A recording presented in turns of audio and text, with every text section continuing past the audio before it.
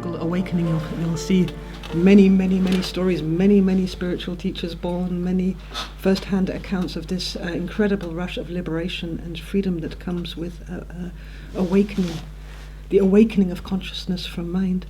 So the other reason is that the conditioning itself, in the way that it evolved, got to a point of unsustainability. It's ridiculous. It's ridiculous that we have to go to the local shopping mall to find happiness, and that if we get to a certain job then we're going to be fulfilled. It doesn't hold anymore. People break under it because it doesn't give them anything. It just feeds this sense of endless lack inside, of something being missing. And beyond that, it's creating a critical amount of loneliness, a sense of separation and isolation. You know, it's so ironic. In England now, they opened a ministry for loneliness. They appointed a minister. The land of Brexit just appointed a minister of loneliness because it's seen as a it's like a ministry of disease. Yeah. It's not Ministry of Health, Ministry of Disease, or not Ministry of Housing, Ministry of Homelessness. It's like they're not sure what to do it, but it should be legislated, this epidemic of loneliness. And the irony is that the world has never been more crowded. I mean, you go to England now, you're bumping into people everywhere, but loneliness becomes a critical factor, which means that the sense of separation, the sense of lockdown behind the personality, in this desperate kind of place of no fulfillment, and this implosion into states of depression and anxiety and senselessness and existential angst is getting quite extreme. People increasingly don't find a sense of purpose, a sense of meaning, a sense of fulfillment in what's experienced as modern life. And that's creating a critical amount of suffering, which is often medicated.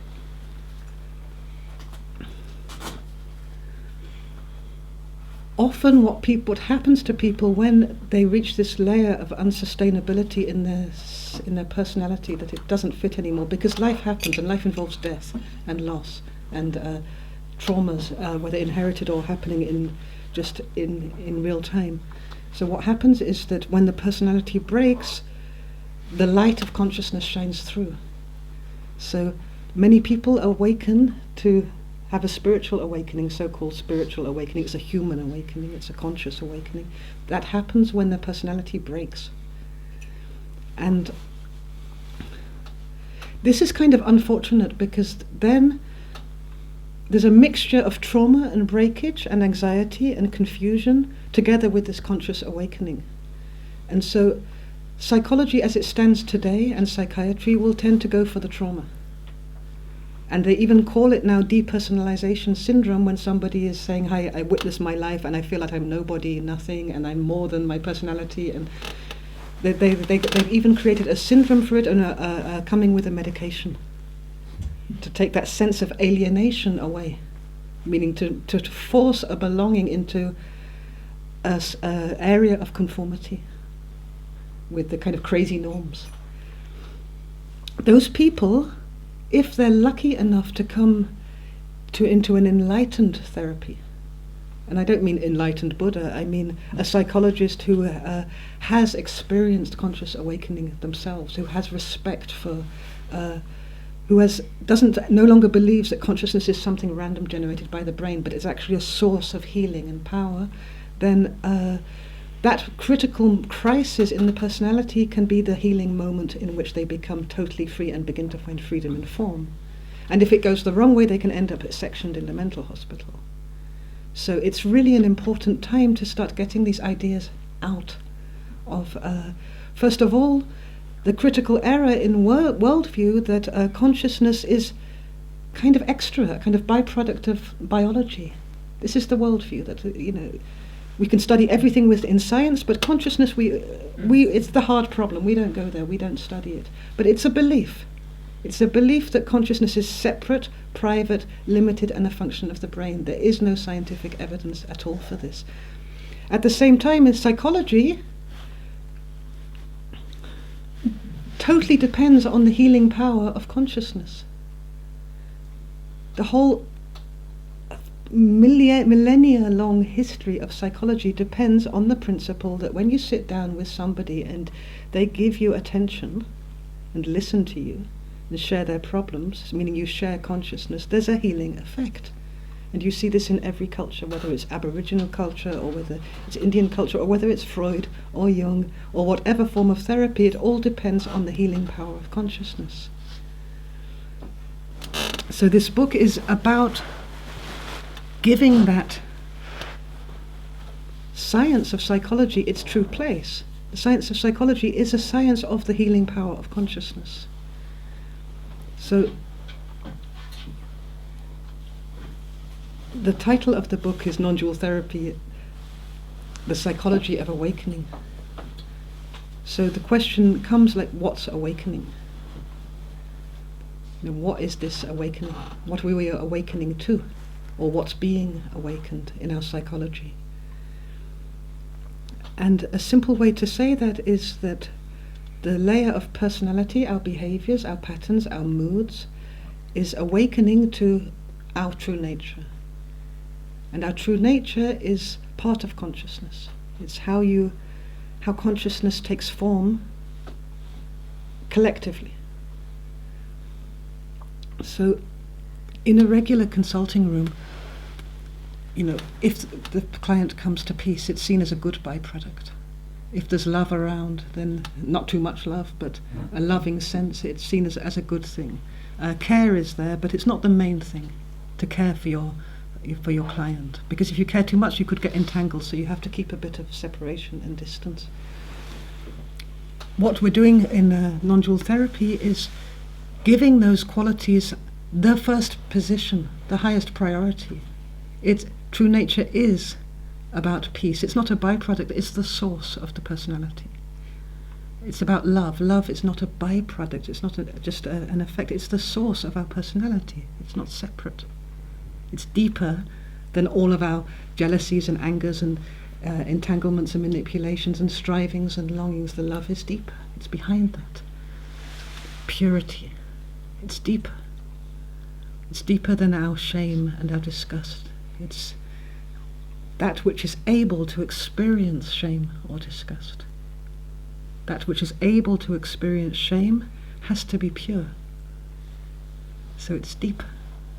It's the source of innocence. It's deeper. Our inherent natural innocence is deeper than the experience of guilt or the experience of the world being bad. It has to be, otherwise we wouldn't feel guilt. If we were guilty all the way through, then guilt would be feeling guilt and there'd be no feeling, there would be no effect, there'd be no contrast. Only innocence can feel guilt.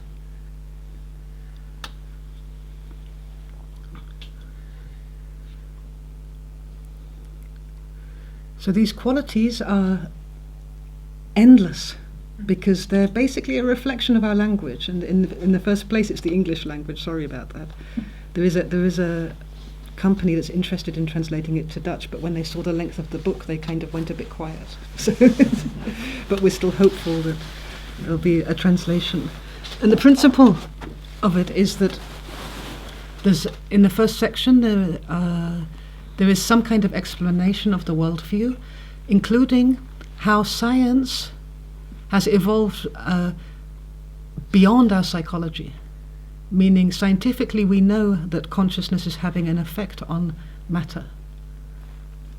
The double slit experiment in physics shows again and again that if you look at something, what was a wave becomes a particle.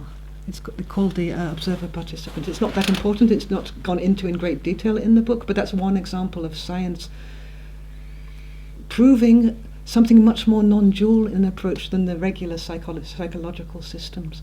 Another thing, for example, which is there from the science side is neuroplasticity, which is hardly integrated into psychology.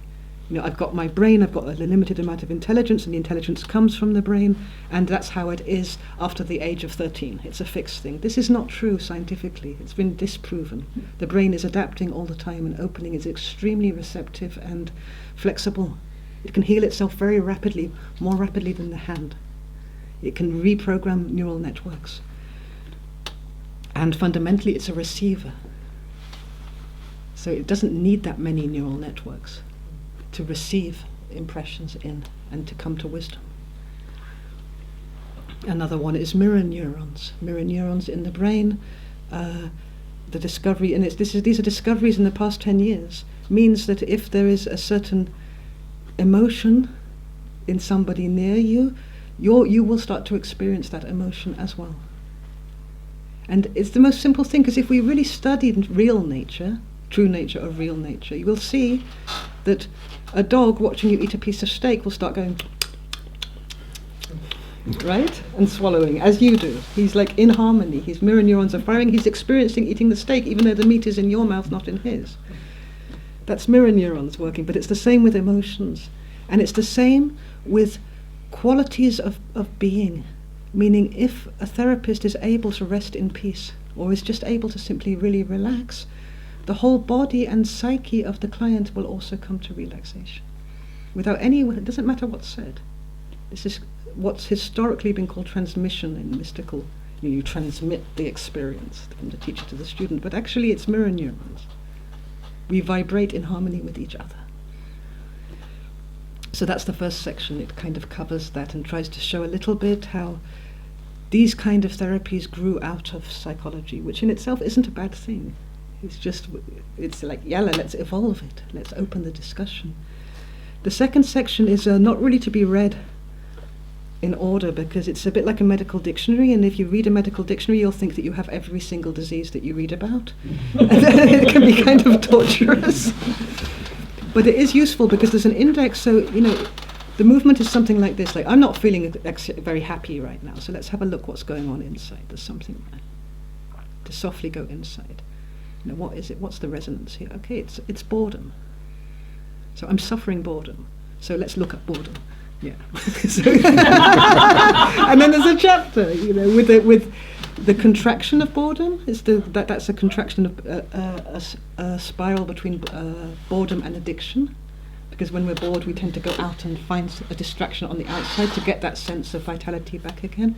And the third point is passion. That's the quality of true nature, which will, if we can move with it, connect to passion in ourselves or outside of ourselves or anywhere, just go with the vibration of passion, will help with the boredom addiction movement within the psychology.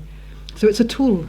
And it's a tool for us and ourselves, but also, and even if it's contrary, even if you kind of look up, shame, and it's like, hey, it's not like that, I don't experience it like that, at least it got the conversation going inside.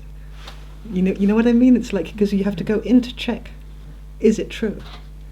And if it's not true, we're really happy to hear about it. But the critical thing is that movement inside and that inquiry, which just when consciousness moves inside to a feeling of discomfort, there's an awakening and something begins to transform. And the last section is kind of some techniques and tips and a little bit of the philosophy of I am here to show how this grew out of that. So that's the book. She writes as quick as that she talks. It's amazing. It could have been double the length, but it was getting really ridiculous. It was like, time to close it, that's enough, let's close it. The basic principle is true nature, and true nature has been talked about for thousands of years. True nature. What is true nature? And the Buddhists give it a few words, and one of those words is metta. And metta means loving kindness. But it's not really loving kindness, it's a bad translation. It's a kind of very, very sweet friendliness and care and benevolence, which you find in nature. You find it in the earth, you find it in animals, you find it in the universe. And you find it, funnily enough, also in humans. And when we're out of alignment with true nature, we suffer. And part of our conditioning is really distracting us from this nature that we have, this incredible power and resource, this beauty, this ability to witness beauty, to live in the miracle of being here, alive together, to share in the purity of it, in the intimacy of it, the vastness of it, being humans alive right here for a while in this vast universe. There is so much more to being here than Netflix.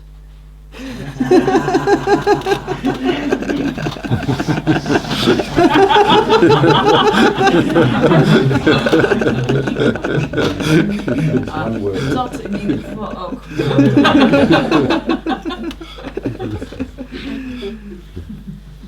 And so I hope that gives some idea of what's in this thing. It's also very good for blocking, keeping the door open, hitting your enemies. Who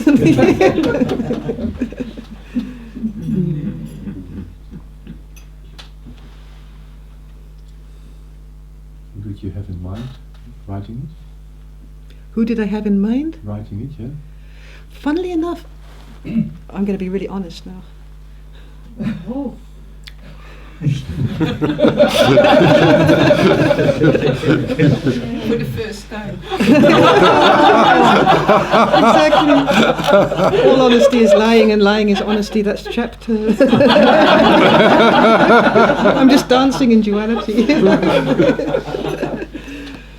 Our enemies are our greatest teachers. Sorry? Our enemies are our greatest teachers. Where we suffer the most, we learn the most. So, through processes of different kinds of processes of suffering, it sounds a little bit self-pitying actually, but that's where the brightest insight comes. You know, it can be terrible to say that to somebody who's in the middle of a really shitty suffering, but in 5 years' time they'll see it. Later on they'll see it. You know, when I went into a period of time after I could no longer smoke great loads of marijuana because my nervous system broke down under it. Marijuana and espresso all day long, and not good. And it got to a stage where if I smoked any joints at all, I would go into panic attacks. And so it was no longer an option. And everybody around me was going, relax, relax, have another joint. And there was this period of utter hell, of pure anxiety. And panic attacks over the most irrational things, like in the middle of the night about a washing machine, and just really crazy, random panic. And suffering. And luckily, after a few false starts, I came to quite a decent English doctor who gave a very low level of Seroxat, which is a kind of sedative, but not too bad in terms of how bad they can be. And then the anxiety kind of relaxed, and it moved into this apocalyptic depression, which was behind the anxiety. You know, this wasteland of purposelessness and senselessness. So if somebody had said to me at that time that this is the most important moment of your life, I wouldn't have known what to do with that. But it was. It was the kind of breaking down of a whole false structure of personality I'd built in my teenage years to learn to survive, in order to survive. And its time was done. It was finished, and it needed to die.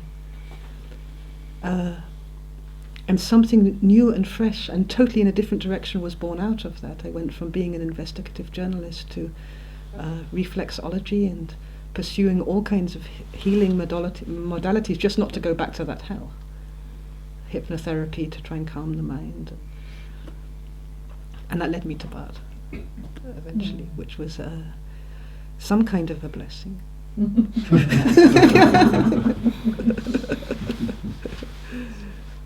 So that's also a kind of enemy, because for most of us suffering is an enemy, but it's not. It's kind of also there for us. We might not know it at the time, but it's also there for us. And then when I say us, I mean not just the individual self, but for the evolution of the whole.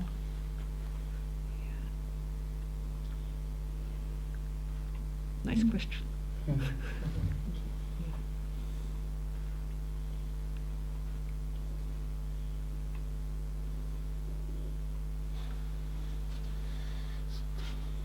And I can't really stress that enough, actually, how much suffering is important, because of that hell, the insight came that I was repressing my sensitivity.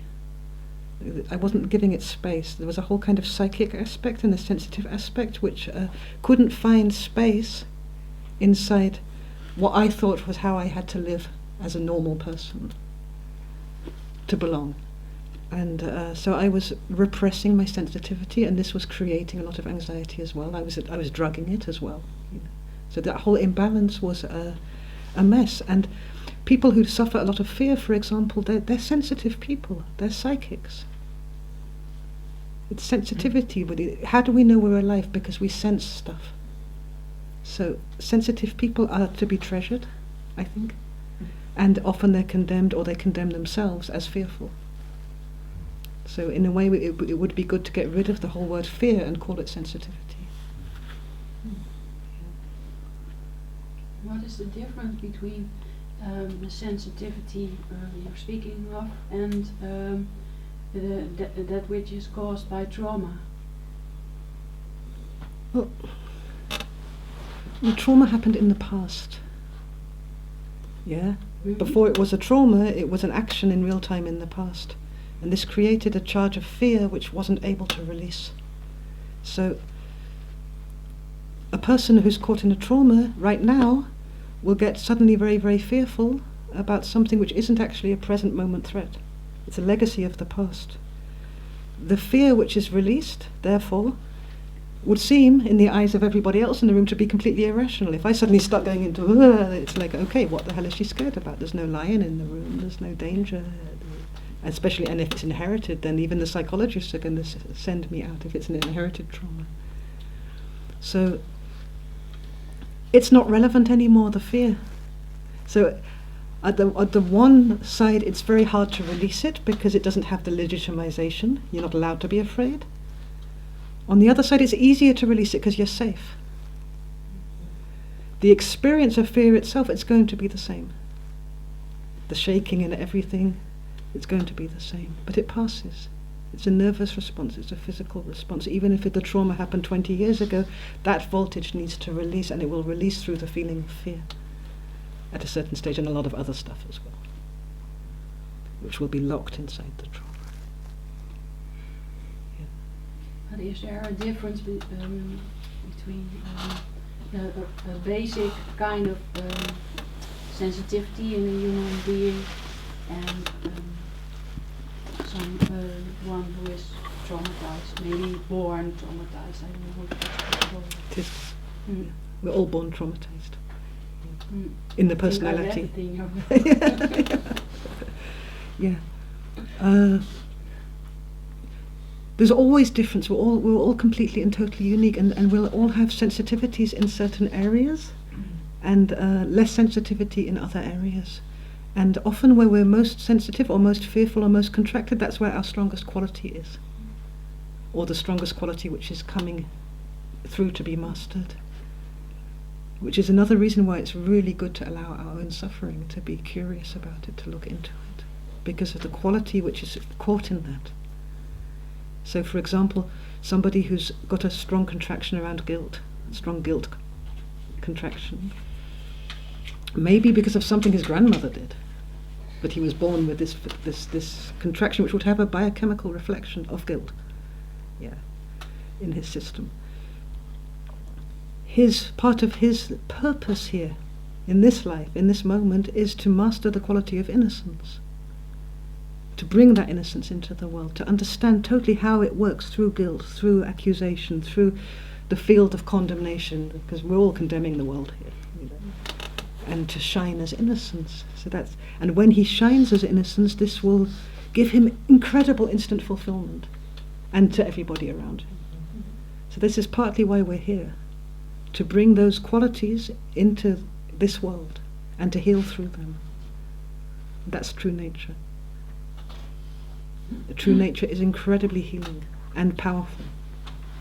When you talk about peace, love and unity and freedom and all of this, it sounds a little bit like it's for pussies, but it's not.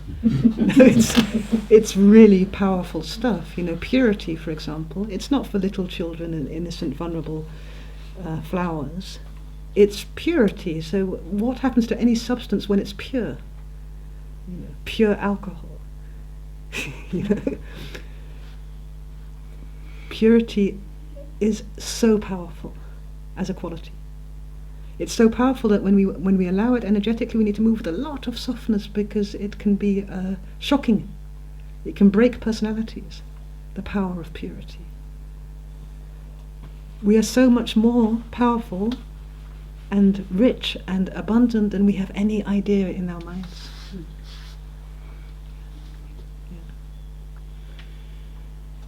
So, I don't know if that answered your question.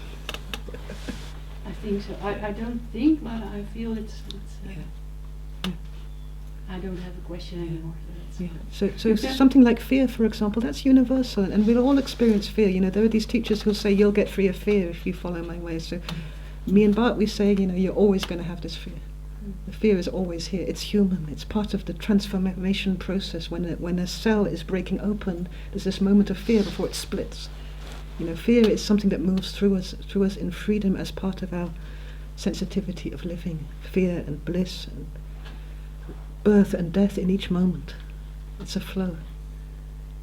And beyond that, the dirtier kind of fear is very much hanging around our cities and in our communities. People are very, very, very caught in fear, and that also has an energy, and we're part of that. We can't separate from it. We can just allow it to transform through us.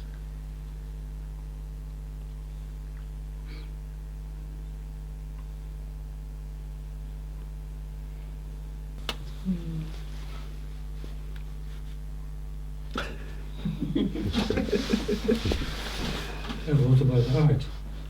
Art? Art, yeah. Art is touching you, or me at least. Music or pictures or paintings. Yeah. And that's not so much an enemy of me. It's only, well, it touches me and it enriches me. So when you say, well, you learn from your enemies the most, well, at least I would say I can also be touched by art. Yeah, that's because you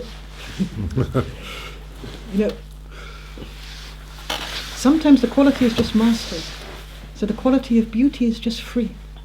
So you perceive through the eyes of beauty, and you see beauty, and it enriches you, and you become, and there's a meeting point of true nature and true nature, the beauty within and the beauty without. And there is this kind of reunion that happens with art, for example. That's true, but the ironic thing is that composers have mostly a bad life. Yeah. Schubert or Mahler, I mean, tragic lives, but they have made masterworks. Yeah. So. Yeah, but the even more ironic thing is that the rest of us also have a shitty life, and we didn't make masterworks.